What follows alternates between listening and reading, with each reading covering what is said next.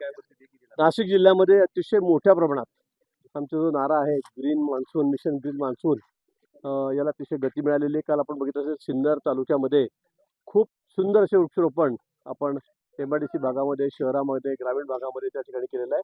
हजारोच्या संख्येमध्ये अतिशय मोठीशी झाडं त्या ठिकाणी लावलेली आहेत. मागच्या वेळेला लावलेली झाडं तर खूप मोठी होत चाललेली आहेत. याही ठिकाणी आज ब्रह्मगिरीवर माननीय राजेंद्र सिंगजी जे जलतज्ञ आहेत, जलपुरुष आहेत, ते या ठिकाणी आलेले आहेत आणि त्यांच्या उपस्थितीमध्ये आम्ही आज वृक्षारोपणाचा कार्यक्रम या ठिकाणी हाती घेतलेला आहे. अतिशय वरती डोंगरावर आम्ही या ठिकाणी सगळी झाडं लावतो. अतिशय मोठी झाडं या ठिकाणी आणलेली आहे आणि त्याचं संगोपनही करणार आहोत. या ठिकाणी गावकरी पण आहेत, फॉरेस्ट डिपार्टमेंट आहेत, या ठिकाणी आमची नाशिकची कंपनी मोठी MIDC मधली ती सुद्धा या ठिकाणी सहभागी आहे आणि अनेक नागरिकांचा सहभाग या ठिकाणी आहे. सगळे वृक्षप्रेमी या ठिकाणी आलेले आहेत आणि आम्ही आज वृक्षारोपण या ठिकाणी केलेलं आहे. कालही अजून बाहेरून केरळहून 4000 झाडांचे ट्रक या ठिकाणी आलेले आहेत. मोठे ट्रक या ठिकाणी आले तर 4000 मोठी 10-10 फुटाच्या वरची वृक्ष झाडं ही आम्ही या ठिकाणी आणलेली आहेत. 2-3 दिवसामध्ये त्याचे वृक्षारोपण या ठिकाणी होणार आहे. नाशिक शहर असेल, नाशिक जिल्हा असेल, हा सर्वात हिरवा आम्हाला करायचा आहे आणि त्यासाठी सर्व नागरिकांचा सहभाग, सहकार्य या ठिकाणी मला आहे. सगळ्या संस्था आहेत, सहकारी संस्था आहेत, सगळ्यांचं सहकार्य आणि विशेष करून तरुणांचं सहकार्य, युवा वर्ग जो आहे त्यांचं सहकार्य यात मिळणार आहे आणि म्हणून मला वाटतं की आमचा जिल्हा, नाशिक जिल्हा हा सगळ्यात हिरवा असेल पुढच्या 2-3 वर्षामध्ये. असं मी या ठिकाणी सांगितलं होणार नाही किंवा चुकीचं होणार नाही. कुंभमेळा समोर आहे आणि या कुंभमेळ्यासाठी सुद्धा आम्हाला तयारी करायची आहे. गेल्या सोमवारी खूप गर्दी या ठिकाणी झाली, सगळी ट्रॅफिक जाम झालेली होती, गर्दी खूप झाली मंदिरावर, स्टॅम्पेड होईल की काय अशी भीती होती, पण सुदैवाने पोलिसांनी सगळं ते हाताळलेलं आहे. आज आम्ही चांगला निर्णय घेतला की या ठिकाणी आम्ही सगळ्या गाड्याच बंद केलेल्या आहेत. बाहेर 12-13 किलोमीटरवर सगळं पार्किंगची व्यवस्था केलेली आहे, तिथून बसची व्यवस्था केलेली आहे आणि बसचे सगळे श्रद्धाळू जे आहेत ते या ठिकाणी शहरामध्ये येत आहेत, त्र्यंबकेश्वरला मंदिराला येतं, दर्शनासाठी येत आहेत. त्यामुळे अतिशय सुटसुटीतपणा आज आपल्याला बघायला मिळतो आणि यामुळेच आमची कुंभमेळ्याची, कारण पुढच्या वर्षी याच दिवसात, याच आठवड्यामध्ये अमृत स्नान सुद्धा होणार आहे. एकच वर्ष राहिलं बरोबर आजपासून आणि म्हणून त्याची सुद्धा पाहणी, त्याची तयारी, पूर्वतयारी ही मला वाटतं आज झालेली आहे. आम्ही करतो आहोत. पाऊस पडला तर काय होईल, किती पाऊस कुठे थांबतोय, किती साचतोय, कृषी व्यवस्था कुठे करायची, साधुग्राम कुठे करायचं, त्या सगळ्या गोष्टींवर मी त्या ठिकाणी शासन प्रशासन मिळून, लोकप्रतिनिधी मिळून आम्ही या ठिकाणी चर्चा करतो. टीका एक वेगळ्या पद्धतीने ते नेहमीच तुमच्यावर करतात. चांगलं आहे ना, काय अडचण काय आहे? म्हणजे कसं असतं, लोक बोरीच्या झाडावर दगड मारतात ना, बाभुळीवर दगड मारतात. बघितलं का तुम्ही कधी बाभुळीच्या झाडावर लोक दगड मारतात? काही काटे पडतील का काय पडतील? ते बोराच्या झाडावर दगड मारत असतात लोक. हो. आणि म्हणून मला असं वाटतं की ते टार्गेटेड आहे त्यांचं काम. त्यांना खरं म्हणजे मला तर असं वाटतं त्याला कुंभमेळा बदनाम करायचा आहे. आपण बघितलंय तो जो घोटाळा झाला टेंडरचा, त्याच्यामध्ये तुम्ही मला घेतलं, घे ऑर्डर, जा मला इतके पैसे दे. सरकारी पैशाचा अपव्यय झाला का? कोणी सरकारने काही घोटाळा केला का? आमच्या अधिकाऱ्यांनी केला का? नाही. आता कोणी बाहेर माणूस म्हणतो की ही ऑर्डर घेऊन मला पैसे द्या, टेंडर न घेता काढता, तर हा मूर्खपणाच आहे ना, दोघांचा मूर्खपणा आहे. समोरचा तर चोरच आहे, तो आम्हीच पकडून दिला, मीच कंप्लेंट द्यायला लावली, समोरचे लोक कंप्लेंट देत नव्हते तर मी त्यांना धरून आणायला लावलं रात्री 12 वाजता नाशिकच्या पोलिसांना फाडून CPना सांगून. आता एवढं स्पष्ट असताना काहीतरी घोटाळा मला वाटतं जाणीवपूर्वक कुंभमेळ्याला बदनाम करणं, टार्गेट करणं, मला वाटतं आता हा त्यांचा आता नवीन काहीतरी अजेंडा दिसतोय मला असं वाटतं. ज्यावेळेस मुसळधार पाऊस झाला होता, अनेक निर्णय बदलण्याचं म्हणजे साधुग्राम म्हणा किंवा काय, असे आतापर्यंत काही निर्णय झालेत का? आणि आज गेल्या 2-3 दिवसापासून आढावा गेलाय, काही बदल अपेक्षित आहेत का? चाललंय तसं, पण अजून नक्की नाही झालेलं, कारण ज्या ठिकाणी पाणी मागच्या वेळेला थांबलेलं होतं त्यावेळेला असं सांगितलं गेलं की ते सगळे खड्डे खोदलेले आहेत, त्यामुळे पाणी थांबलेलं. जर तिथे भर टाकली, आता आम्ही ते तपासून बघू. अजून 2-3 महिन्यामध्ये पाऊस गेला तर त्या ठिकाणी लेव्हल जर बरोबर येत असेल, तो भाग उंच जर करता येत असेल तर आम्ही तो भाग उंच करू, कारण तो घाटाच्या बाजूलाच आहे. मला वाटतं अतिशय सुंदर असं ते स्थळ बनणार आहे, सोयीचं होणार आहे सगळ्या साधू महंतांसाठी, सगळ्या आखाड्यांसाठी आणि म्हणून आमचा विचार तोच आहे की त्या ठिकाणीच करावं. पण तो अजूनही एकदा, कारण त्यावेळेला नदीचा प्रवास बंद होता, नदीमध्ये काम चाललेलं होतं, त्यामुळे ते पाणी थांबलेलं आहे असं सगळे एक्सपर्ट जे आहेत, इंजिनियर, त्यांचं म्हणणं आहे. मला वाटतं अजून आम्ही तपासून घेऊ, पण यावेळेचा कुंभमेळा अतिशय सुंदर, अतिशय स्वच्छ आणि सुरक्षित होईल यासाठी आमचे सगळे प्रयत्न चाललेले आहेत. टीका एक वेगळ्या पद्धतीने ते नेहमीच तुमच्यावर करतात. चांगलं आहे ना, काय अडचण काय आहे? म्हणजे कसं असतं, लोक बोरीच्या झाडावर दगड मारतात ना, बाभुळीवर दगड मारतात. बघितलं का तुम्ही कधी बाभुळीच्या झाडावर लोक दगड मारतात? काही काटे पडतील का काय पडतील? ते बोराच्या झाडावर दगड मारत असतात लोक. हो. आणि म्हणून मला असं वाटतं की ते टार्गेटेड आहे त्यांचं काम. त्यांना खरं म्हणजे मला तर असं वाटतं त्याला कुंभमेळा बदनाम करायचा आहे. आपण बघितलंय तो जो घोटाळा झाला टेंडरचा त्याच्यामध्ये तुम्ही मला घेतलं घे ऑर्डर जा मला इतके पैसे दे. सरकारी पैशाचा अपव्यय झाला का? कोणी सरकारने काही घोटाळा केला का? आमच्या अधिकाऱ्यांनी केला का? नाही. आता कोणी बाहेर माणूस म्हणतो की ही ऑर्डर घेऊन मला पैसे द्या टेंडर न घेता काढता, तर हा मूर्खपणाच आहे ना. दोघांचा मूर्खपणा आहे. समोरचा जो चोरच आहे तो आम्हीच पकडून दिला. मीच कंप्लेंट द्यायला लावली. समोरचे लोक कंप्लेंट देत नव्हते तर मी त्यांना धरून आणायला लावलं रात्री 12 एक वाजता नाशिकच्या पोलिसांना पाठवून सीपींना सांगून. आता एवढं स्पष्ट असताना काहीतरी घोटाळा घोटाळा मला वाटतं जाणीवपूर्वक कुंभमेळ्याला बदनाम करणं टार्गेट करणं मला वाटतं आता हा त्यांचा आता नवीन काहीतरी अजेंडा दिसतोय मला असं वाटतं. क्लासेसच्या बाबतीत मला वाटतं निगेटिव्ह पॉझिटिव्ह अशी सगळी मतं आहेत. आजकाल क्लासेसचा एवढा जे उपयोग विद्यार्थी करतात की शाळा कॉलेजला कोणी बहुतेक ठिकाणी जात नाही आणि सगळे क्लासेसच त्या ठिकाणी जॉईन करतात ही वस्तुस्थिती आहे. पण या संदर्भामध्ये मी सांगितलं की बुवा दोन्ही मतं आहेत मतांतर मला वाटतं या संदर्भामध्ये चर्चा होऊन सदनामध्ये या ठिकाणी चर्चा होऊन या संदर्भामध्ये योग्य निर्णय शासन या ठिकाणी घेईल. व्हेंटिलेटरचा स्फोट झाला आणि काही बालकं दगावली. अतिशय दुर्दैवी घटना त्या ठिकाणी झालेली आहे. अमरावतीला या ठिकाणी 3 बालकं त्या ठिकाणी दगावलेली आहेत.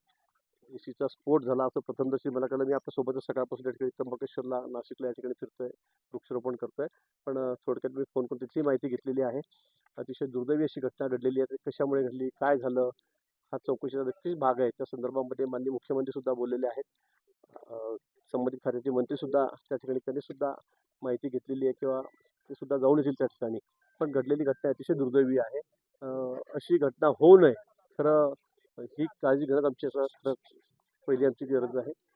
त्या संदर्भामध्ये मला वाटतं सगळी चौकशी झाल्यावर नेमकं कशामुळे झालं काय झालं हे कळेल आणि निश्चित पुढच्या भविष्यामध्ये आम्ही ती काळजी घेऊ. हे रोल का भाऊ आज ब्रह्मगिरी पर्वताला इथे वृक्षारोपण झालंय. नाशिक जिल्ह्याची केलेलं आहे. संजय राऊत अरे संजय राऊतांनी एक वक्तव्य केलेलं आहे की राज्याचे डीसीएम रिक्षा चालवायचे, परिवहन मंत्री अंडाभुर्जीची गाडी चालवायचे, मग रिक्षा चालकांवर तुम्ही अन्याय का करताय, तुमच्यावर कुणाचा चहावाल्यांचा दबाव आहे असं ते प्रश्न विचारतात. रिक्षा चालकांचं जे आंदोलन चालू आहे असं मला वाटतं राऊतांबद्दल काय बोलावं. मला वाटतं त्यांना उत्तर देण्याची आजकाल गरजच नाही. त्यांना काय बोलायचं ते बोलू द्यावं. ते काही बोलू शकतात. मी वारंवार आपण ते सांगतो की ते त्यांना सगळं माफ आहे. त्यांनी काही बोलावं कारण त्यांना सकाळपासून काही काम नाही. प्रॅक्टिकल त्यांचं कुठे ग्राउंडवर काम नाही काहीच नाहीये. फक्त सकाळ झाली की तोंडाला बोंब लागला की बोलत राहायचं एवढंच त्यांचं काम आहे. आणि म्हणून मला काही वाटतं त्यांच्या रोजच्या या प्रतिक्रियेच्या काय प्रेसवर त्यांनी बोललं पाहिजे. मला असं वाटतं असं काही वाटत नाही. ते वाटेल ते बोलतात. असंबंधित बोलतात. विषयाला सोडूनही काही बोलतात. त्यामुळे मला असं वाटतं की त्यांना काही उत्तर द्यायला मी क्रमाप्त समजतो. सध्या दोन शपथराव म्हणून हा राहुल गांधींच्या उपस्थितीत केला जाणार आहे. सपकाळ सुद्धा आज नाशिकला आलेले आहेत. वाटतं तुम्हाला त्या निमित्तानं बूस्टर मिळेल काँग्रेस पक्षाला? काय होईल? काय गोष्ट नाही. तो फक्त नेत्यांचा पक्ष राहून गेलेला आहे. कार्यकर्ते नाही त्यांच्याकडे. आता फक्त झेंजी करत त्यांच्या मागे ते पळत आहेत जोरजोरात. बस आम्ही आम्ही आम्ही करत. स्वतःचं त्यांना काही बेस नाहीये. आता इथे बघा राज्यामध्ये कोणतं नेता आहे ते म्हणायला सांगा तुम्ही की हा याच्याकडे बघून लोक काँग्रेसला म्हणेल मतं द्या म्हणून का त्यांच्या पाठीमागे जातील. कोणीच राहिलेलं नाही. 4 लोक आहेत तर चारीचे तोंड 4 दिशेला आहेत. सकाळ झाली की तेच एकमेकावर जोरजोरात ओरडत आहेत. मला वाटतं कुठलाही बेस त्यांना या ठिकाणी नाहीये. आणि राहुल गांधींना तर मला वाटतं देशात कुठे आधार नाहीये. आता तुम्ही सांगा देशामध्ये किती राज्यांपैकी काँग्रेसच्या हातामध्ये त्यांचं सीएम आहे सांगा मला. एखाद 2 बोटावर मोडण्यासारखे असतील तर असेल मला वाटतं ते दिसत नाहीये. सगळे मग भागीदारीतलेच आहेत. आणि म्हणून मला असं वाटतं की संपूर्ण देश संपूर्ण जनता ही माननीय मोदींच्या पाठीशी आहे. भारतीय जनता पक्ष मित्र पक्षांच्या पाठीशी आहे. त्यांचा विश्वास मोदींच्या नेतृत्वावरच आहे. यांनी कितीही बडबड केली हायपस केले काहीही बडबड केली अवास्तव तर यांच्या मागे कोणीही जाणार नाही. यांना कुठेही जाऊ द्या कुठेही तिथे सगळे काय त्यांचे नाटकं चालले आहेत पुण्यामध्ये इकडे तिकडे ते करू द्या. पण मला असं वाटतं की लोकांचा विश्वास एकाच माणसावर देशामध्ये आणि तो म्हणजे मोदीजींवर. आणि त्यांच्या नेतृत्वाखाली 12 वर्षापासून देश विकसित राष्ट्राच्या मार्गावर आपण लागलेलो आहोत. अतिशय सगळ्या क्षेत्रामध्ये अतिशय चांगली कामं या ठिकाणी चाललेली आहेत. आणि म्हणून मला असं वाटतं की ह्यांना कुठेही मेळावे घेऊ द्या कुठेही भाषणं करू द्या कुठेही तरुणांचं नाव त्या ठिकाणी एकत्रित करू द्या लोक यांच्या पाठीशी नाही. असं म्हटलंय की 0.1% एवढा जरी निधी कुंभमेळ्यातला जर शाळांवर खर्च केला तर 100 मराठी शाळांचं कल्याण होईल. त्याच्यात चांगल्या शाळा सुरू राहतील. पण कुंभमेळ्यासाठी तेवढंच महत्वाचं आहे. आमची आस्था आहे त्या ठिकाणी एवढा करोडो लोकांचं श्रद्धास्थान आहे. हे केलं पाहिजे ना.